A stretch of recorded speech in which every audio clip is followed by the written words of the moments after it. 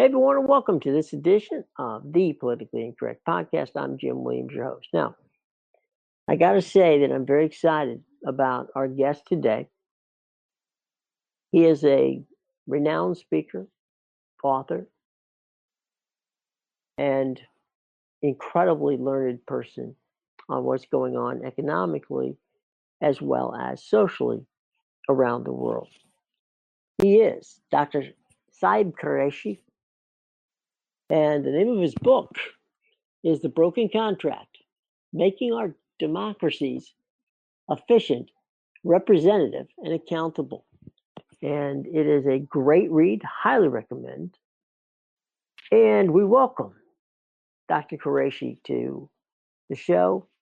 Saib, I got to tell you, it's a fascinating read. It's a must read. Let's talk a little bit about it.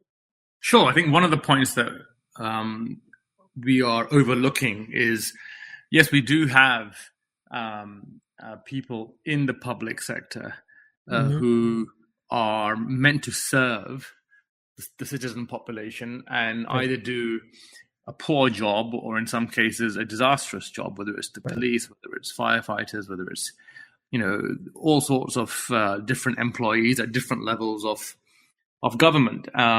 And not that I'm trying to quantify whether they're a minority or a big bulk or a majority, but the point is that if you have a system which doesn't allow for the bad apples to be squeezed out quickly, then you have a problem. And that, I think, is an issue that we have contended with far too long. And a huge fault of that really lies with the unions, because way too often they will defend till the hilt their members, and that's really part of their job. Their job is in part to defend their members, but there comes a point where you have to wonder, look, are you doing anybody any favors by keeping people in those public sector jobs who really don't need to be there, who don't do our society any good? And that's really where I think we need to kind of have a good long look at how unions operate and under what circumstances they kind of defend the cases and the costs and all the rest of it. One of the things you brought out, and frankly, I think this is kind of like an underreported issue, which is, I'm so happy that you brought it out, is that whatever police reform the government comes up with, and Lord only knows what that will be, because I've seen 7 different, it's basically, there's so many different options out there of how, the Democrats look at it, how the Republicans look at it. But regardless of what they finally come up with in the way of police changes, there's still going to be a union there. And that union will, in one way or another, try to work around whatever it is that the government comes up with. That's right. There will be unions there. And in principle, I am not opposed to labor forces coming together and defending themselves against bigger employers and all the rest of it. I think unions have had a terrific positive impact on society. But with this particular illustration, with George Floyd as example, but there are hundreds and thousands of many others. You've got situations where people who are on government payrolls should not be there and are there fundamentally because the unions keep them there. And so we now need to problem solve this. We have to come up with some solutions to, if unions are going to throw millions of dollars, if necessary, behind legal campaigns to defend individuals, and they're going to make it that difficult, then what legislative measures do we have to think about introducing so that unions find it either very difficult or very costly to defend outliers? What do we have to do to make sure that the likes of Derek Chauvin, don't survive for years in the system because they've got fat union funding, high-profile lawyers, which make it very difficult for for, for employers to take on the unions. I mean, this is not an issue I think that's going to go away. And it's kind of ironic because unions are very much camped on the left of the spectrum. Usually. Yet they are also the most vociferous, in going after those same police forces right now. If you look at many of the campaigning that's being done right now, yes, it's a broad spectrum, but the left is still very much at the forefront of the challenge that's being presented to police forces, but they don't quite kind of get their head around the, hang on a minute, you can't really have it both ways. You can't have a situation where you are defending citizen rights against a state, but then also defending bad employees against both citizen and state. It's a bit of a circular firing squad there. Right. Part of this too is that the unions have for many, many years, for both sides, whether it's Republican or Democrat, been incredibly powerful because of the sway that they have over the workers, but also because of the lobbying organizations. They've got some pretty impressive lobbying organizations, which for whatever, however they need to get the information out, they get the information out. But they clearly work counter in some regards to what is in the best interest of the public. For sure. I think the US has something of an unusual problem as compared to many of its Western allies, in that the preponderance of capital in the political system is suffocative and prohibitive of democracy. And whether it's right-wing organizations funding campaigns, or reunions in this particular case who are lobbying congressmen and senators, and the executive, that flood of capital that ordinary U.S. citizens struggle to cry above or get their voices heard. That's a problem. I think the Supreme Court ruled, many, many years ago that campaign funding is really fundamentally a freedom of speech. Right. And that's how it's interpreted in the US. And as long as that's going to be there, you will have a lot of money coming into unions, and from there you'll have the unions pushing all sorts of buttons. And it wouldn't be the first time that unions, or for that matter, any lobbying group, is acting against, a broad national interest. I mean, let's face it, you've had a very strong popular sentiment against semi-automatic weapons, firearms. But the NRA has a huge influence, and it essentially subverts the democratic will. Well, ironically, that at its height, right? The NRA, and we're just using that as one example. The NRA has only represents less than 20% of the gun owners in the country. All right. But one could argue, and frankly, I've argued it many times, it's not, the NRA has very little interest in those people who buy guns, but they have a whole lot of interest in those people who sell guns. And that seems to be the nexus there, is that, fine, you don't really, because if you notice any poll having to do with, and again, we're using this gun legislation as an example, if you see, I mean, pretty much most gun owners will look at common sense gun reform and say there's nothing wrong with it. But the NRA pushback is because when people who make the semi-automatic rifles or semi-automatic pistols don't want to see them gone. They've got tremendously high markups on them, and they sell a ton of them. Right. I think so. How do you get union reform? Because I got to tell you, I've been involved in unions. I've dealt with unions. It's not easy to just even deal with them, let alone reform them through a government standpoint. I don't think you can attempt meaningful union reform in isolation of reform of the political governmental state infrastructure. And the reason I say that is because you've got to recognize that unions, in many cases, do a good job. They do protect, in many, many instances, people who deserve to be protected, whose case needs to be heard, who in communities or ethnic minorities or whatever it is, whether it's the individual who's got a great case and really should never have been fired. Right. And so if you're going to then go about taking power away from unions and therefore taking power away from many people who deserve some kind of shield, you're going to have to compensate somewhere. That's the first point. And the second point really is that unions are alive and kicking. They have a massive role in lobbying, particularly in the US.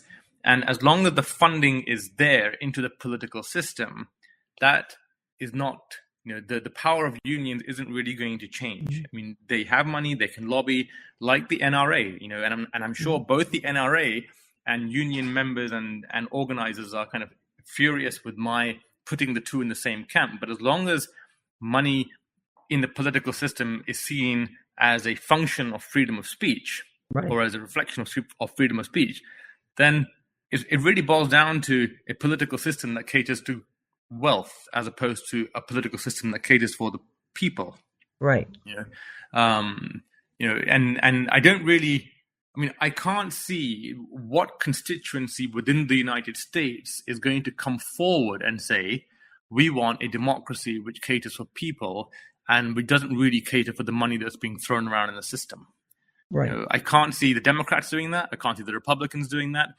I can't see an independent voice coming forward. Ross Perot was, perhaps the closest independent voice that there has been in recent decades. Right. And he didn't really hit very highly either. So where is the stifling of money going to emanate from in the US? And I'm not so sure it is. I'm not so sure that there's an obvious place that this will start, other than a growing awareness amongst American citizens that, hang on a minute, this isn't really what we bargained for.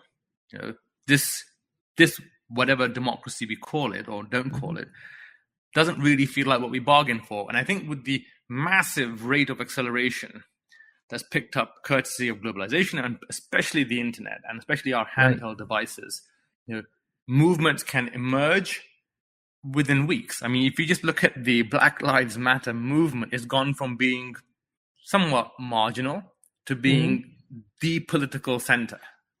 It's gone to be, it's taking up an awful lot of political oxygen. And we are living in an environment now where things really can move very, very big, very, very quickly, which is obviously both good and bad. And I think the potential is there that the American population say, look, you know what? This really isn't a democracy that we live in. Whatever it is, it's not governance for the people by the people. This is something which is a bit not really what we're proud of. And at that point, then there could well be a conversation around how do we fix the fundamentals of our democracy? How do we become the democracy we thought we were and leave what clearly isn't working for most people? Well, before we get to your book, which I want to get to real quick, part of it too is there's going to be, I believe, and I could be naive about this, but I do believe there are going to be people rank and file in some of these unions who are going to understand that, wait a minute, we are personally out of step with what is going on in this country. And as a union, I want, as I said, as a rank and file member of the union, I want to see our us working for good as opposed to in some regards evil. And maybe we'll see the rank and file help on the reform of unions, but I guess that remains to be seen for sure. Now let's talk about your book, which is The Broken Contract: Making Our Democracies More Accountable. and basically holding and making them, of course, obviously less wasteful. It's a phenomenal book. It's a great read. Thank you. Plenty of very interesting, did a pretty good deep dive into this. So let's talk about, you've come up with some very interesting solutions on how to fix the broken contract and hopefully save our democracy. And trust me, we need it saved now more than ever. Right. Yeah, we're going through an interesting patch in Western democracy. So basically, I think my core argument is that, look, when we talk about democracy in the modern world, in the US, in the UK, in Canada, wherever else, what we're not talking about is voting. Voting, to my mind, isn't, it's not really what democracy is about. Democracy is about a government which is run by the people for the people. That's really the very, kind of core base to it. And in some ways it reflects, the democracy that Athens began with and then spread out to other Greek city-states, notwithstanding the fact that the citizen population was always male, and it excluded, women obviously, but also slaves and other groups of people. But fundamentally, you had the citizen population essentially being the legislature. People decided to raise taxes or change policy and what have you. And I think what we have now is a democracy where the kind of aesthetics are there. We vote every 4 years and therefore we feel we have a democracy. But this is not a government that is run by the people for the people. And the three kind of key criteria, or the three things that I think that we look for in democracy, are a political system which is accountable, a political system which is representative of the people that it's serving, and a system where the kind of wasting of resources, time and money, is kept to an absolute minimum. I mean, when we talk about democracy, what I think we're really talking about is government which is accountable, which is representative, and doesn't waste our tax dollars. That's the essence of it. And by those three criteria, I don't think we do very well. Now, probably we are doing better than we did a century ago on all three metrics. But I don't think we're doing very well today. And I think what's different today is, number one, there's a realization. The internet again has enabled people to coagulate instantly. It's if you were anti-democratic somewhere, and you were living in the Republican territory 25 years ago, you may have struggled to connect with other people. Today, you go online and you're part of a group of 10,000 within a minute. And so we've changed the kind of technological parameters in the last 20 or 30 years. And so I think where we're at really is at a stage where we are a little bit fed up of examples of waste, of examples of lack of accountability, of examples of poor representation. And beyond that, I think we are a little bit frustrated by the economic windfall of globalization being captured by a tiny elite. So globalization and the opening up of national economies to trade, particularly from the early 1980s, has walked hand in hand with the perhaps strangulation, maybe too strong a word, but certainly the suppression of the middle classes.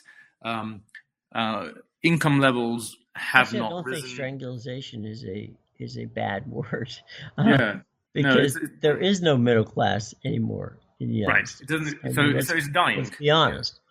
It's dying. And I think you have that economic frustration. But it's interesting because I think that had we had a more democratic system in the early 1980s, the path to globalization that we would have taken would have been very different. It would have protected a whole basket of people who needed protection. And instead what happened was that the trade liberalization ended up essentially protecting very few people in the US, in Canada, in the UK, and it gave a lot of the upside to a tiny elite.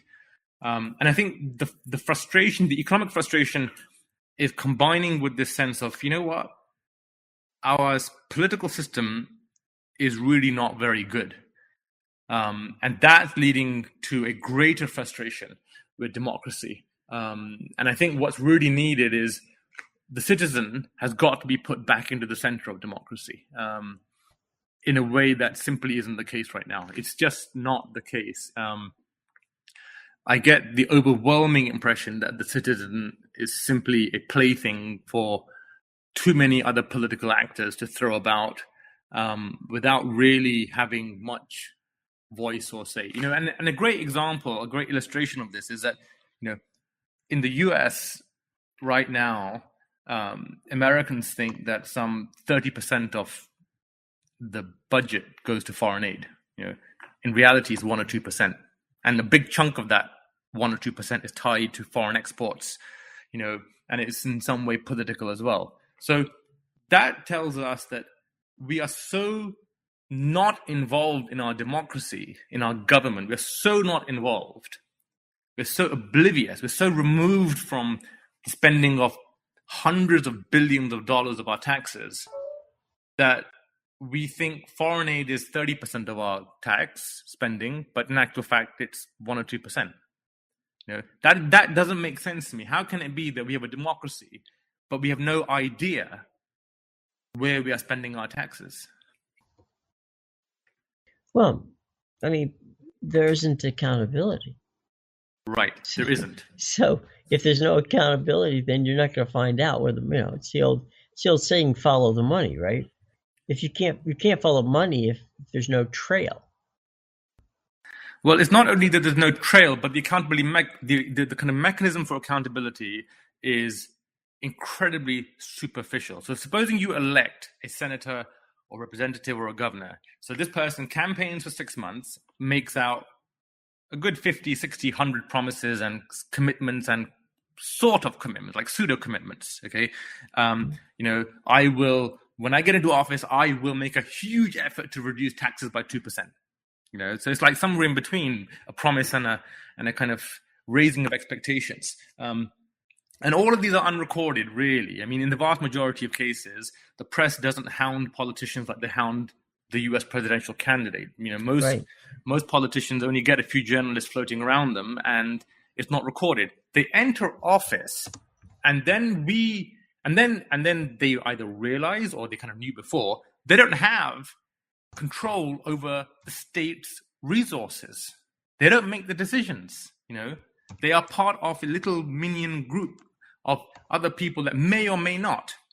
So I mean, let's take Canada as an example. You've got MPs who are elected. Okay, MPs have very, very little executive authority. They have a small office, small research staff. They don't get to call the shots in the executive. They don't get the shots in the government unless the prime minister, who is incidentally not chosen by the people, appoints them to a cabinet position and tells them to take the direction that he wants them to take. So how can you have accountability when you're electing somebody on a basket of promises, many of which you have no record of? When they get into office, they don't have the resources to fulfill what they've been promising. And after the 4 or 5 years, during which time you hardly see them except for when they want to post their tweets, okay, they then come back to you and say, look what we've accomplished. Well, hang on a minute. Did you actually attend work for 4 or 5 years, or were you playing Xbox? What resources did you have available to you, and what did you do with the resources? And we don't know that. We have no idea. So we sign off this 4-year contract for employment to an elected official, and we don't know what they've done or haven't done. And that's just the tip of the iceberg, because the elected politician is 0.5% approximately of our typical democracy. Right. So there's 99.5%, which is civil servants. Mm-hmm. So let's get this right. Our political system allows us to choose one person for 4 years to, quote, represent us. And by the way, that individual is nearly always subject to the party whip. Okay? Mm-hmm. They have no resources when they enter office. Almost definitely, unless they're very, very elite representative, like maybe the chair of the spending committee or what have you. And then they have to then contend with 99.5% of our democracy, which is never elected. Mm-hmm. Now, I mean, call me caveman, but how is all of that a democracy? How is that the people ruling government for themselves and by themselves? I mean, I don't understand that. It's where bureaucracy gets in the middle of good common sense. But let me just walk back to what you're talking about just for a second. And I'm going to give you an example of how ludicrous sometimes this thing can get. I'll give you an example in the state of Florida, for instance. There was a ballot initiative suggesting that and believe me, this is arcane as it may sound, it actually existed, that in the state of Florida, if you committed a crime, and obviously we're not talking about murder or any major crime, but a crime, and you served your time and you got out,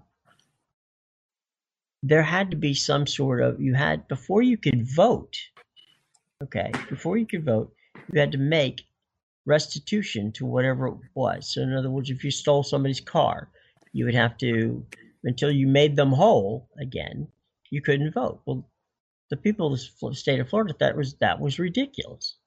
So it was on the ballot. They voted and told the legislature, okay, no, stop this. Okay, we don't want that. We want people they serve their time. Okay, they should be allowed to vote. And as far as the, making people whole if they indeed took something from them, that's a separate issue that, we'll take up at a separate time. Well, the bill passed overwhelmingly. But when it got to the legislature, they literally changed the bill to make it so that indeed people had to pay back the cash, right? Before they could vote. Now, this is voter suppression. It's pure and simple. It's voter suppression in plain sight. And so they took it to the courts, and the court basically struck it down and said, no, you can't do this. People voted for it. You represent the people. So is it true? Do they represent the people, or do they represent the party or the ideology that they have, regardless of what the people think? I think back in the 18th century, when the U.S. Constitution was put together, there were like 30,000 people for every elected official. Right. Now it's like 700,000-800,000. Right. And so sometimes more than that. Yeah. And not only have the numbers massively increased, but the social infrastructure of the U.S. is incredibly heterogeneous compared to where it was a couple of hundred years ago. So how one person can represent 500,000 or 1 million people at a time is quite difficult to get your head around. Certainly, I wouldn't want that mandate because it seems a bit crazy. And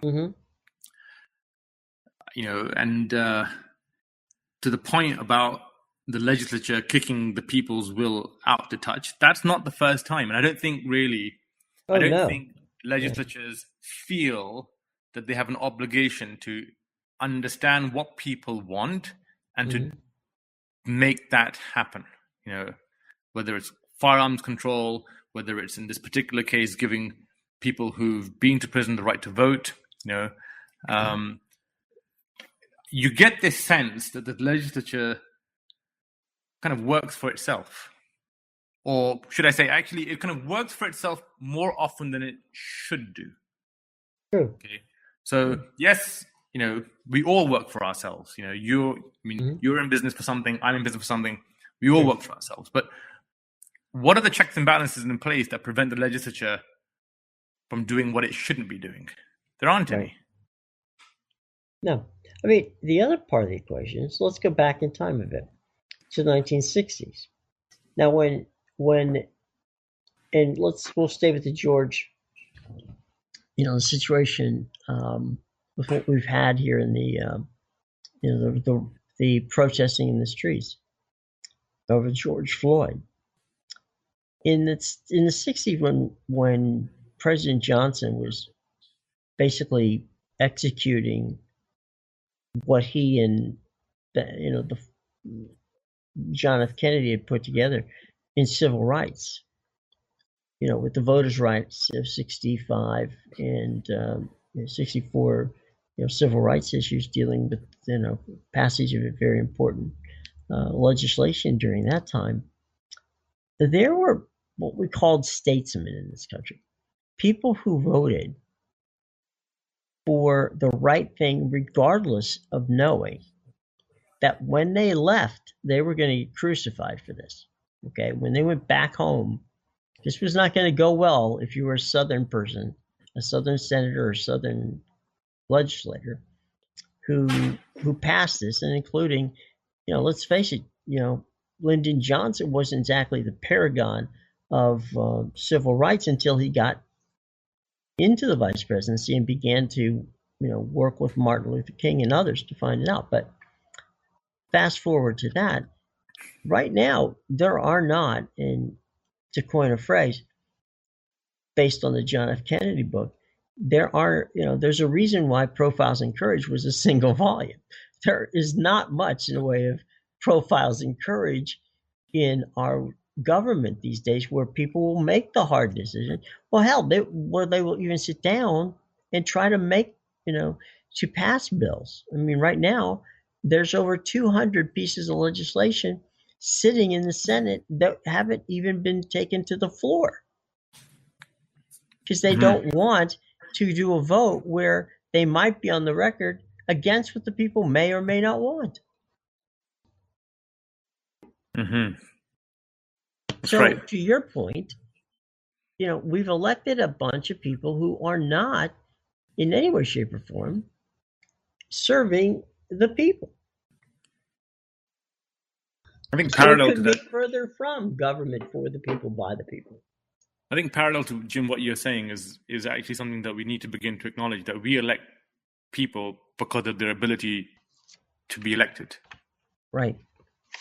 And I think once we bear that in mind, once we kind of recognize that we are electing somebody on the basis of their election campaigning skills, right, an awful lot makes a lot more sense. These aren't people typically who've achieved very much in life, which is why so many people who have achieved so much in life don't want anything to do with running for office. There's a good reason for it, because the elected political system is dominated by people, representatives who are amazing at getting elected, and there's a skill form to it. Let's not dismiss it. There's a skill, you need certain skills to pull that thing off, and our elected representatives are very good at it, and we fall for it every time. But what have they actually delivered of substance prior to their seeking office? In many cases, it's just peanuts. It really is. It's like, okay, you can't organize 2 chopsticks together, so you're going to run for office now.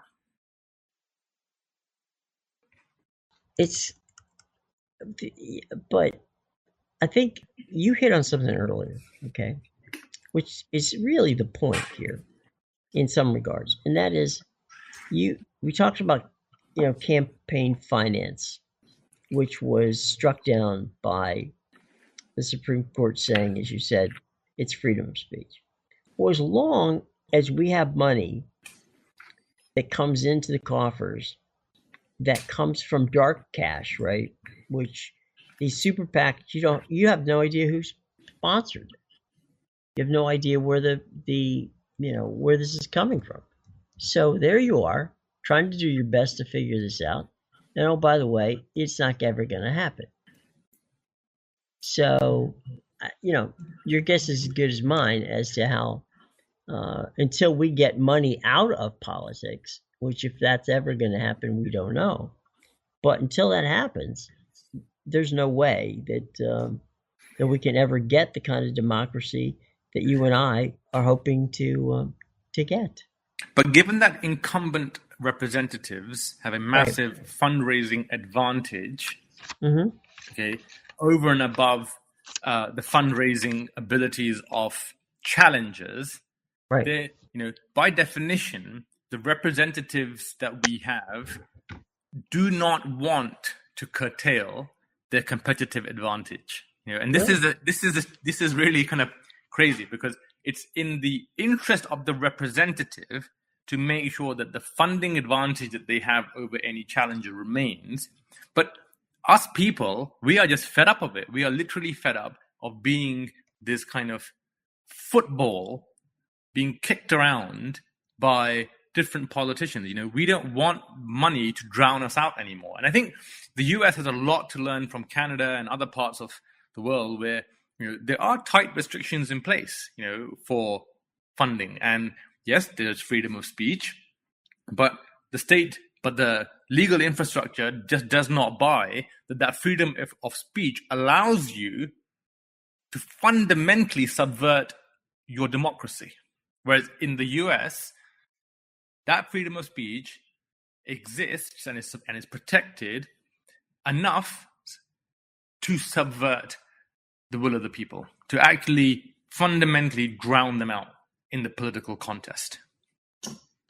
Yeah, and the other part of that equation is, unlike Canada and the UK and other democracies around the globe, we're looking at a situation, and as well as I do, I mean, the United States election process, right, for president, for senator, for congressman, these things take a cycle of a year, sometimes a year and a half.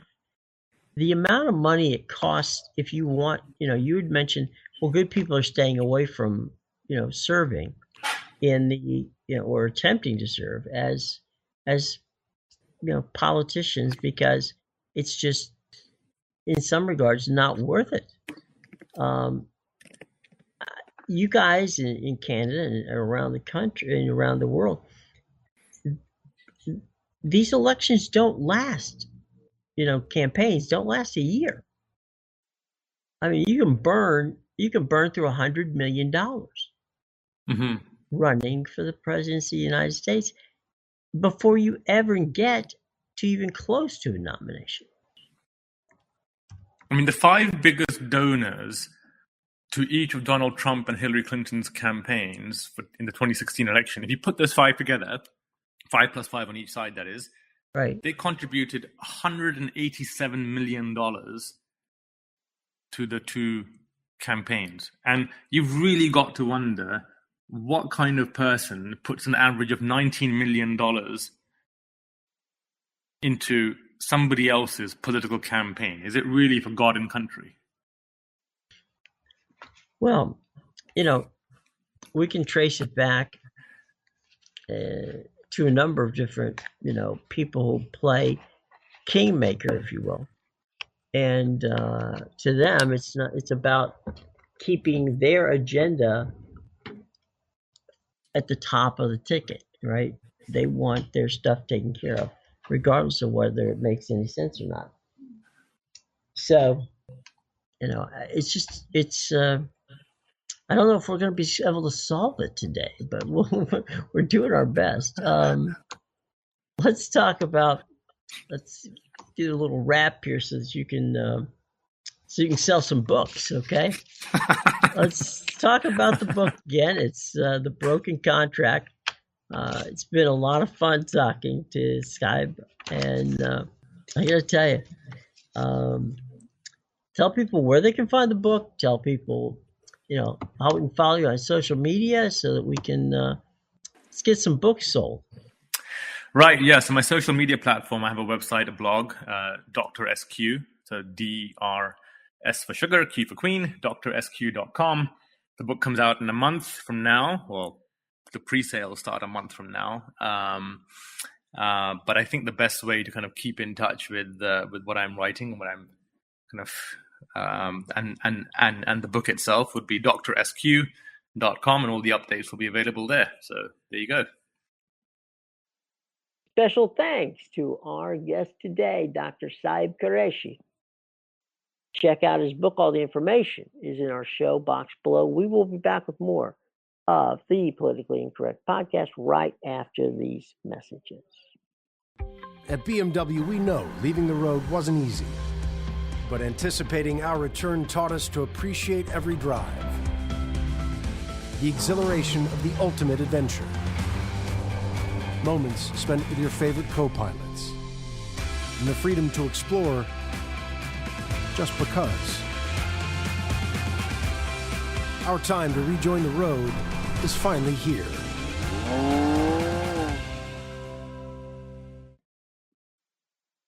Welcome back to the podcast. Now, if you're not one of the over 30,000 people who've taken the time to subscribe to the Politically Incorrect podcast, then first of all, shame on you. Second of all, we certainly make it simple. All you have to do is go to the Apple Podcast Store because we are part of the Apple Podcast family.